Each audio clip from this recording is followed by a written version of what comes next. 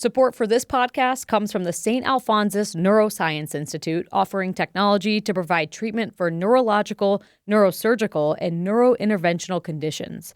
This includes a dedicated neurotrauma ICU for critical care of the brain or spine and a 24/7 stroke team.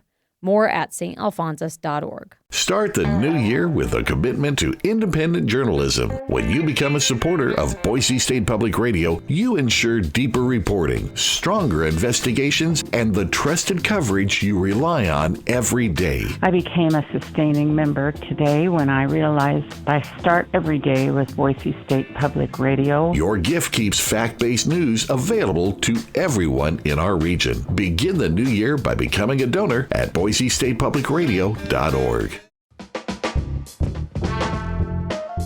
From Boise State Public Radio, this is The Connector. It's Idaho's Daily News. Good morning. I'm George Prentice. This morning, we have an update on that effort to put abortion access on a statewide ballot. Plus, we'll tell you why more ambulances in our region are carrying something called whole blood. It is Monday, and it's the 12th of January. Here are today's stories.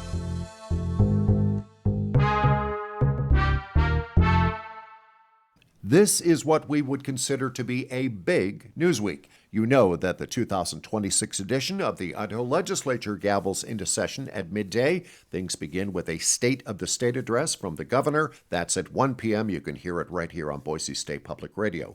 In the nation's capital tomorrow, the U.S. Supreme Court hears arguments considering Idaho's law that bans transgender women and girls from participating in sports that align with their gender identity. Tuesday evening is the first session of the year for the Boise City Council. 3 members of the council, all incumbents, Council members Halliburton, Morales, and Nash, will be sworn into new terms. On Wednesday and Thursday, the Idaho Fish and Game Commission holds its annual meeting with a packed agenda, including an update on chronic wasting disease, the most recent incident, an infection of a white-tailed buck south of Grangeville that was in late December. The group behind Idaho's abortion rights initiative have raised nearly $890,000 as they try to restore access to the procedure that is largely illegal in Idaho. James Dawson reports. In all, Idahoans United for Women and Families took in $887,188 over the last 12 months. That smashed past the group's initial goal of $750,000, according to Executive Director Melanie Falwell. More than 90% of that cash came from Idaho residents, with locals making up a similar percentage of overall donors.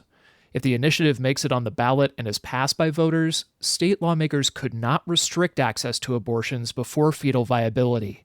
It would also protect access to birth control and emergency contraception like Plan B. Idahoans United still has about $600,000 cash on hand as they work to gather the last of their remaining signatures to qualify for the ballot.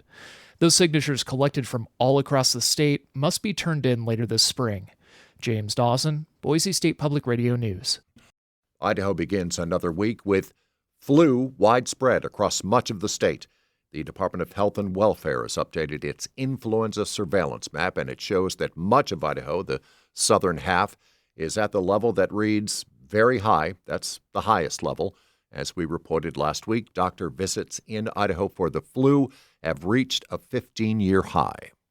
More ambulances in our region are starting to carry something called whole blood. Rachel Cohen reports that the treatment can help trauma patients before they get to a hospital. Patients with life-threatening bleeding from a car crash or serious fall usually get IV fluids, but whole blood is an emerging alternative. It includes red blood cells, platelets, and plasma, allowing for quicker stabilization. EMS providers in Summit County, Colorado, started carrying whole blood in December.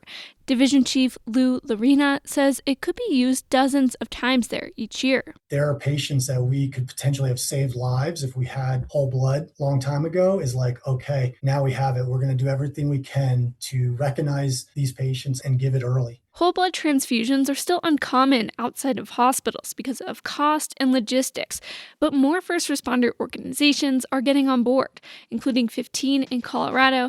Agencies in Idaho and Nevada are also researching it. For the Mountain West News Bureau, I'm Rachel Cohen. And that is today's episode of The Connector. I'm George Prentice. We'll see you back here on Tuesday. What do you say we all sign up for our Legislative Roundup newsletter. It arrives in your inbox every Monday of the session. And boy, is it a great way to make sure you don't miss anything from what's going on at the State House. Sign up for it at boisestatepublicradio.org. For now, to you, thanks for listening.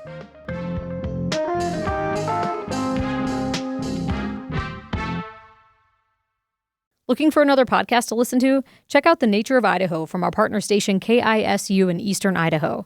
Join hosts Peter Pruitt and Dr. Leif Tapanilla as they share fascinating stories from the Gem State's great outdoors, celebrating Idaho's wildlife, landscape, and natural wonders. That's The Nature of Idaho from KISU. Listen wherever you get your podcasts.